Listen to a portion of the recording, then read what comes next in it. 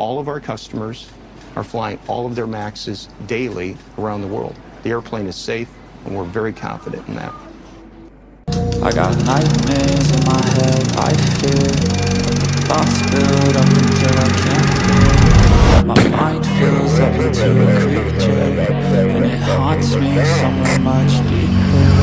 I got nightmares in my head, I fear the thoughts build up until I can't hear. That my mind fills up into a creature, and it haunts me somewhere much deeper. Hello and a warm welcome to True Crime Rocket Science, the most authentic voice in true crime.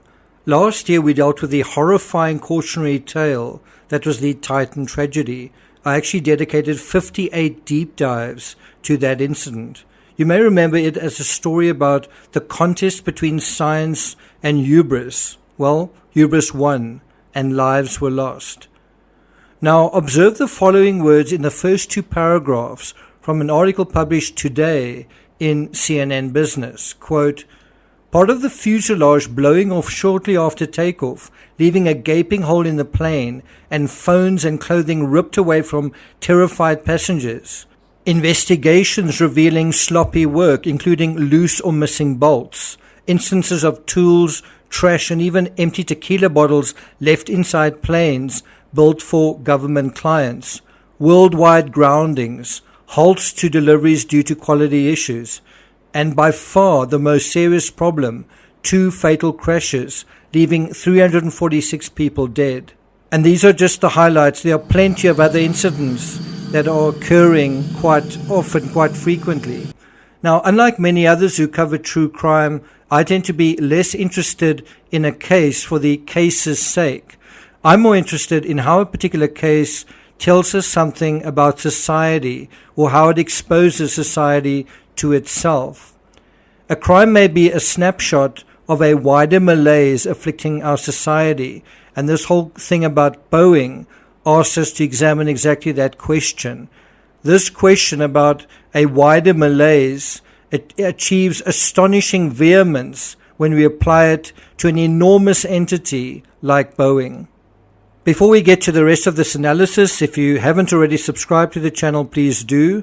Bear in mind, due to the relatively low number of views on the videos I'm doing on Boeing, I'm not really going to be doing a lot of editing. So if the editing seems rough and clumsy and not synced, well, it's because not too many people are interested in this case at the moment. If interest increases, I'll put a little bit more effort into the editing side of things. If you are finding this analysis worthwhile, and obviously if you make contributions in the form of the thanks button, I might put a little bit more effort into things on my side as well. But if you are interested, please like, share, leave a comment, and let's get started. Now, it's one thing for Scott Peterson or Chris Watts to pretend things are one way, or even Stockton Rush, when they are another, and when it may only be a handful of lives at stake, and no one is saying those lives aren't valuable and every life matters. But it is quite another thing when there's a potential culture of concealment in an entity that millions trust with their lives every day. Millions, including you. The Financial Times have just announced a few hours ago that Boeing have declined to give out their usual financial guidance for the year. Make no mistake, Boeing are in a crisis right now. Boeing Chief Executive Dave Calhoun sent a communique to employees just a few hours ago stating, quote, now is not the time to share financial information. Boeing has also not provided any estimates for the financial hit, as the FT refers to it, from the incident where fuselage blew out during an Alaska Airlines flight just a few weeks ago. And again, if you think this is passé, kind of boring, what's this got to do with true crime?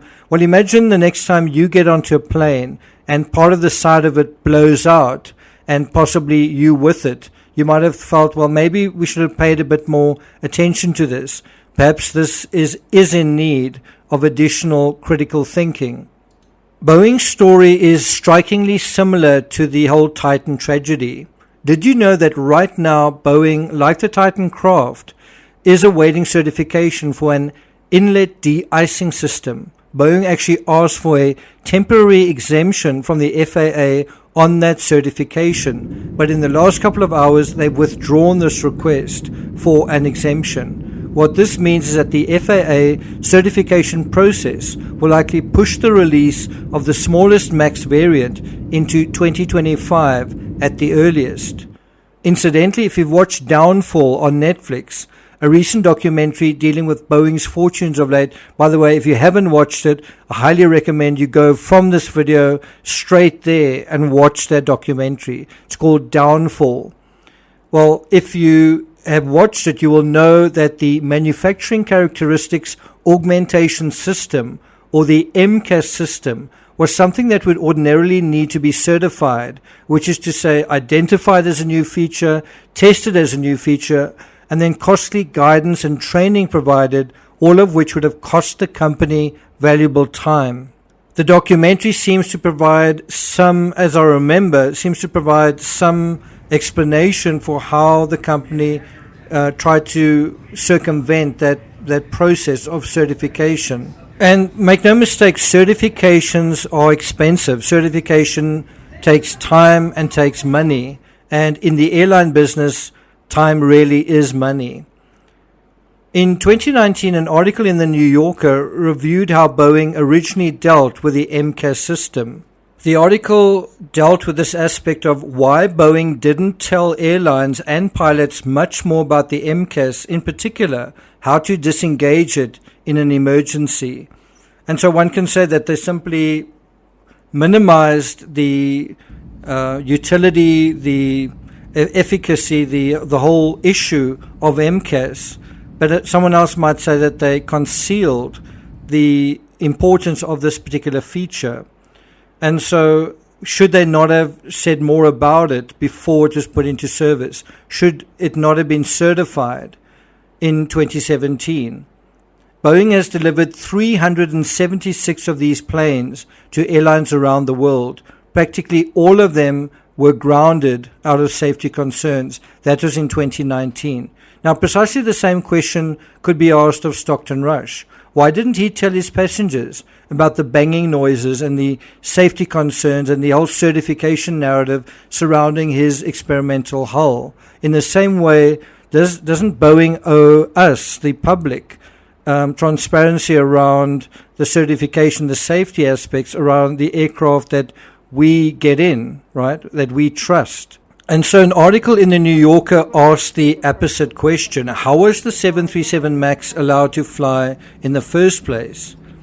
And they then refer to the Seattle Times, the hometown newspaper of Boeing's commercial division, not sure if it still is, but it certainly was at the time, publishing the results of a lengthy investigation into the federal certification of the 737 MAX.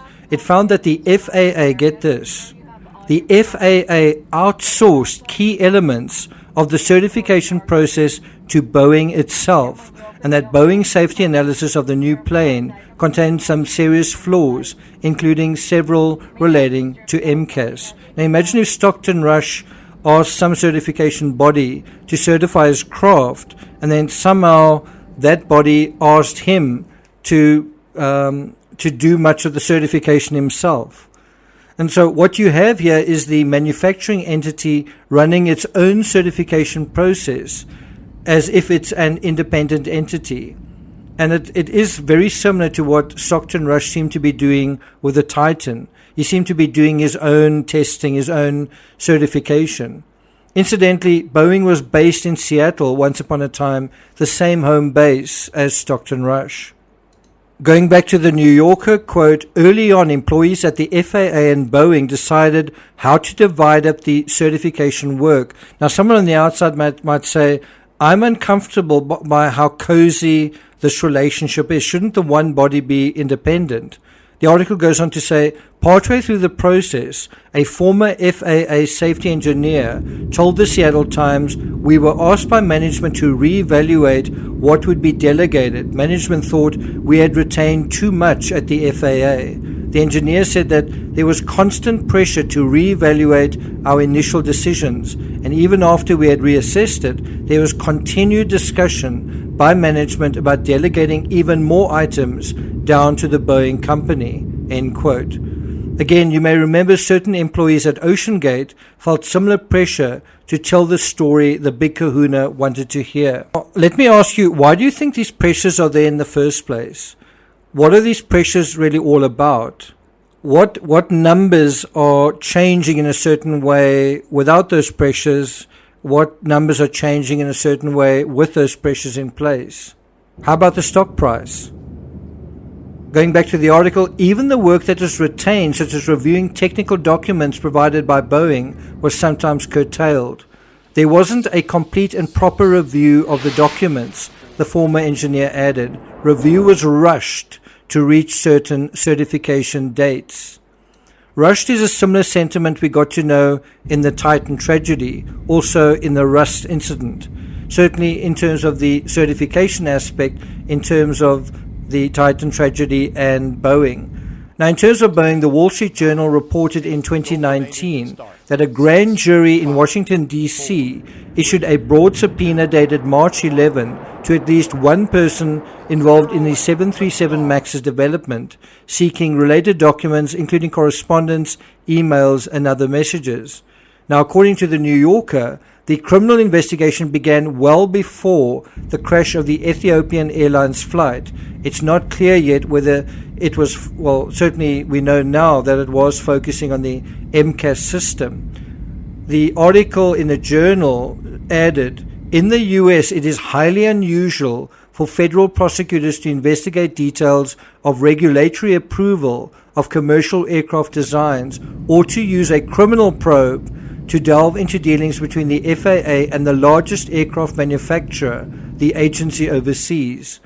Probes of airliner programs or alleged lapses in federal safety oversight typically are handled as civil cases, often by the Department of Trade Inspector General. So can you see how serious things are becoming? It is elevated to the level of a criminal investigation. And so when you hear about a large company that many of us regularly use and the words criminal investigation, isn't it time to sit up and take notice? Thank you for listening, and I'll see you guys next time.